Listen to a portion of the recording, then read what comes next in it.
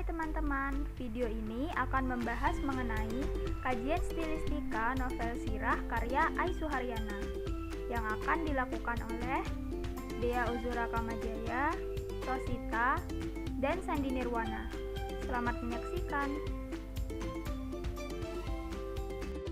Saya akan menjelaskan mengenai pemanfaatan bunyi bahasa dalam novel sirah karya Ai Suharyana. Nah, pemanfaatan bunyi bahasa ini dibagi menjadi dua. Yang pertama asonansi dan yang kedua ada aliterasi. Asonansi merupakan gaya bahasa yang berwujud perulangan bunyi. Misalnya pada data-data berikut. Data yang pertama ada fonem E dan fonem P yang dijadikan satu bunyi. Nah, bunyi ini kemudian diulang pada kata berikutnya. Jadi, cep kelakep. Begitu pula dengan data kedua ada waton, ningmaton. Pada data ketiga ada kabar, jadi semebar, blabar, ngambar-ngambar. Dan pada data keempat ada mundur, teratur. Selanjutnya ada aliterasi.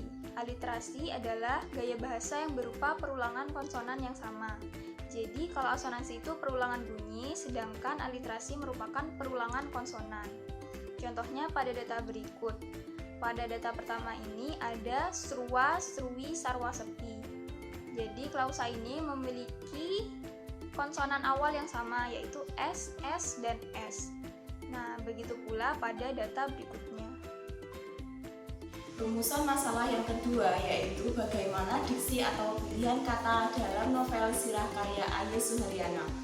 Penggunaan diksi atau pilihan kata yang banyak terdapat dalam novel sirah karya Ai Suharyana antara lain 1. Kosakata bahasa Indonesia, kosakata bahasa Inggris, kata serapan, kata-kata bermakna kasar, sinonim, ungkapan, dan tembung sarojo. Nah, di sini saya akan membahas 5 sub dari penggunaan diksi atau pilihan kata yang terdapat dalam novel ini. Yang pertama yaitu kata kosakata bahasa Indonesia. Di sini saya mengambil datanya hanya 3. Yang pertama, luwe-luwe ning Jakarta kono, interupsi iki lumrah. Nah, yang kedua, saiki sing tenan lan ojo ono kang nyelo maneh. Yang ketiga, bab peraturan utawa prekara sing mung intern kelurahan aku bisa mutusi. Dari ketiga data tersebut yang termasuk kosakata bahasa Indonesia yaitu interupsi, tenang, dan intern. Kosakata bahasa Indonesia tersebut digunakan oleh Ai Suharyana untuk menggambarkan tokoh cerita dengan segenap latar belakang sosial yang melingkupinya, seperti kata interupsi, tenang, intern pada data 1 sampai 3 yang digunakan oleh tokoh Freddy. Freddy Kurniawan adalah seorang insinyur. Selain itu, ia juga anak Pak Projo, seorang mantan lurah di desa Jatidoyong. Yang kedua yaitu data kosakata bahasa asing. Pertama, dene sing gegayutan karo pupuk, insus lan sapanunggalane yen perlu tak lobi tekan provinsi utawa pusat sisan. Yang kedua, karo refreshing pikiran lan awak ben seger.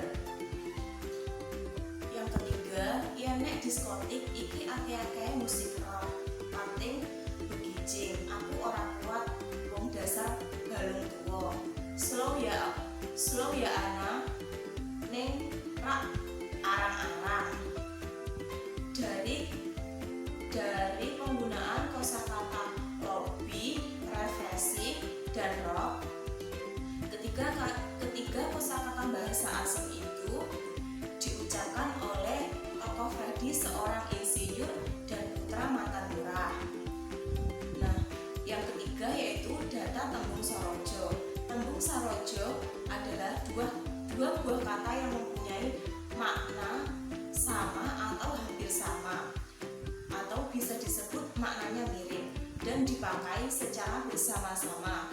Penggunaan dua kata yang mirip artinya itu dimaksudkan untuk memberi penyangatan arti sehingga menimbulkan efek emosi sangat kuat. Nah, bisa bisa dimaknai tembung sorajo ini digunakan untuk menguatkan maksud. Datanya, kahanan dadi sepi nyeyet nawuhake rasa aneh tumrap joyo dengkek. Artinya keadaan menjadi sunyi sepi menimbulkan rasa aneh terhadap joyo dengkek. Kata sepi nyeyet berarti sunyi sepi. Kata tersebut apabila dipisahkan berarti sama atau hampir sama artinya, yaitu kata sepi berarti sepi dan kata nyeyet juga berarti sepi. Jadi kedua kata sepi nyeyet bisa diartikan keadaan yang benar-benar sepi atau sangat sepi. Yang keempat yaitu data kata serapan. Kata serapan adalah kata untuk saling merujuk dalam pembicaraan dan yang berbeda-beda menurut sifat hubungan di antara pembicara itu. Datanya, iya bener kowe bu. Yang kedua, masa apa bune?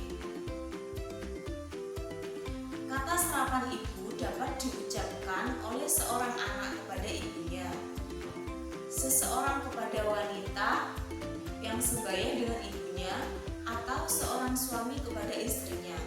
Hubungan kekerabatan yang ditunjukkan dari data di atas adalah kata serapan dari seorang suami kepada istrinya yang dalam novel sirah diutarakan melalui percakapan Carik, Kadri, dan Joyo Dengkek kepada istrinya.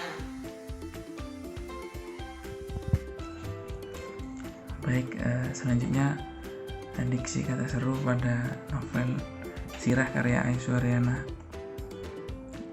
dimana seperti yang sudah kami sediakan contohnya, walah kuwi mung dinggo kudung gaweane sing pokoke potang, yang artinya itu hanya untuk menutup pekerjaannya yang sebenarnya hanya potang. Nah, di sini yang menandakan bahwa kalimat ini adalah menyerukan sesuatu adalah di kata walah. Selanjutnya diksi yang bermakna dasar. Di sini kami contohkan dua kalimat. Yang pertama, wo dasar babon, yang artinya dasar babon, yang babon itu artinya ayam betina. Yang kedua, wo dasar tukang becak wedhus, dimana wedhus ini adalah kambing. Yang selanjutnya adalah sinonim, dimana seperti yang tiga data di atas. Cari Kadri tolong dicatat yen wur-wur sing arep tak wenake para warga itu soko utawa suap. Nah, di sini sinonimnya terdapat pada soko atau suap yang memiliki makna yang sama.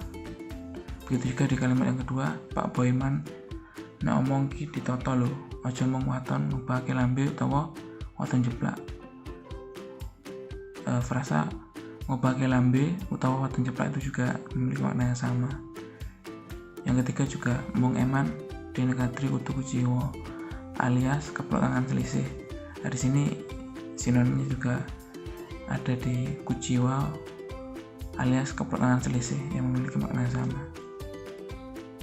Yang terakhir adalah diksi ungkapan.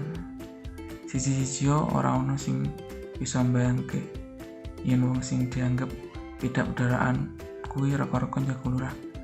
Artinya tidak ada satupun yang bisa membayangkan kalau orang yang dianggap rendah itu berusaha menjauhkan lurah. Sekian mungkin yang dapat kelompok 11 sampaikan, kurang lebihnya kami mohon maaf. Wassalamualaikum warahmatullahi wabarakatuh.